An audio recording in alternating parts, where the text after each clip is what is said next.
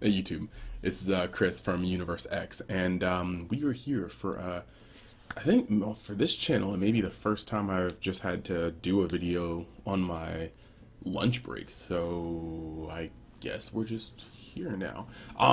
Today is news, and I'm not gonna lie, I woke up at like 6 a.m., looked at this, thought that we would have more than just what we have, and so I set my alarm for a little bit later, and then once I got back up and saw that we still didn't have any news, I was just like, man, and just definitely went back to sleep. But point is, if this is your first time over here, remember to leave a subscribe. Well, just subscribe, leave a like, and subscribe, and I'll keep making more and more content. So today's news is not a stage update, not a change to the automaton tower. It's actually pretty little. Like, imagine my surprise waking up at 6 a.m. before work for so little. So, point is though, new hero Lilibet, the girl from the planet Rekos whose life changed forever the day she met Straze. Meet the Earth Element warrior Lilibet, and we've got this here. I guess we'll just real quick play her little video.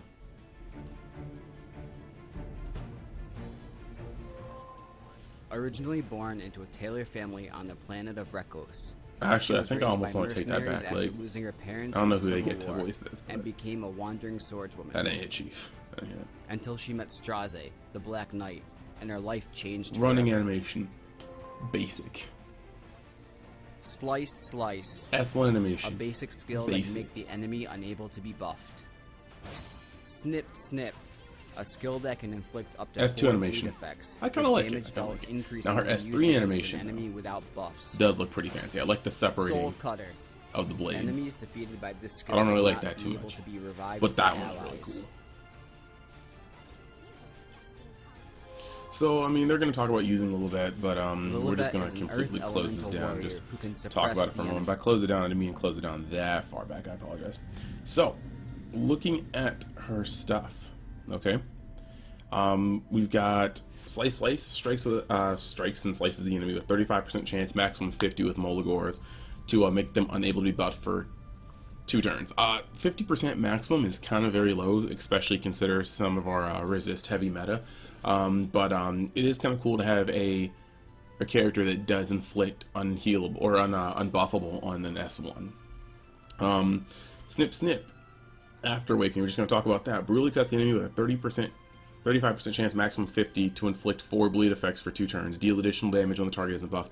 I do kind of like the ability to use that with Biken, but it seems like really random just to place bleeds on the character that doesn't have any payoff for putting on bleeds.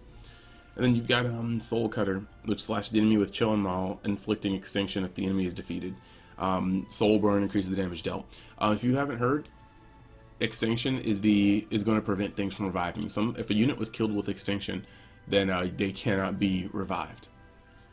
So that's huge for everybody who's feeling the burn of a Vildred being much better than he used to be. And now the artifact is really what I'm gunning for tonight. Creation and Destruction, and basically it's a warrior artifact that gives you at level 1 10% chance for all skill cooldowns not to occur, or for a skill cooldown not to occur. So you just use a move and there's a 10% chance that it just won't put its cooldown on it. Then at max, a 20% chance. That's all you need to know.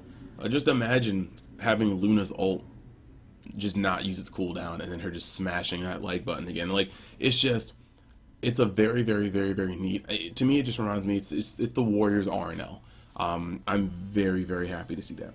So after maintenance, we're going to get a drop rate up banner with Lilibet and her artifact, so look out for that. It's just, there's a lot of cool stuff. So then we're getting her side story, and her side story will of course add more story to Lilibet. We'll probably learn some more about Straze as well, more season 2 stuff. And we got a lot of good stuff here. I mean, just like any other side event, we're going to be able to farm everything. Pulling the hero will make this a lot easier, and I intend to. knock on anything, really. Hopefully I don't get shafted. But you can see all the things down here. I mean, you get the Rengar student IDs, the Dream Time Circuit, Mysterious Flash, Mulligore Seeds, just all the normal stuff you would get from a side mission. Then, of course, you have all of these things. Kind of sad that we don't get a Golden Transmit Stone for any of our missions, but that is what it is. That's just kind of me being hopeful. But that's actually it for the news. Like, surprisingly, that is all that the news had today. Now, in terms of Lilibet, there's a lot of people saying you shouldn't pull for her. There's a lot of people saying that you should pull just a bunch of stuff. Excuse me while I get back to the farm of Wyvern while I'm talking. But a lot of people are saying that you shouldn't pull for Lilibet because her kit's weird and things like that. And I kind of disagree. Now, granted, I'm going to try to pull for everything because one, I like to collect, and two, I like to make videos about pulling things because they're hype. But as far as I see Lilibet, she either accomplishes what Smilegate set her out to do, which is to end revival-oriented teams. And if she does what she does, then great, you have her, and she does her purpose. But being the first character with extinction, if she fails to counter things like a Vildred and other things like that, then I think she's a prime candidate for a buff. Like, I don't know what other unit could be seen as a bigger reason to buff than a character that was supposed to end Revival who doesn't end Revival. So I'm gonna pull her.